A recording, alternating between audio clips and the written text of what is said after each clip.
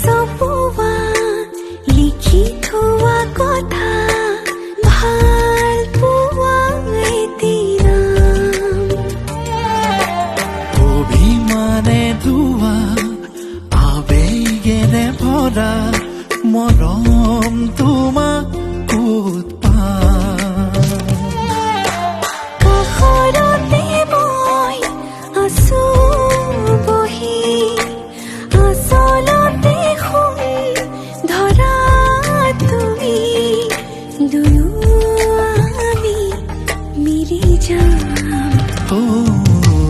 বুকুতে চপোৱা লিখি থোৱা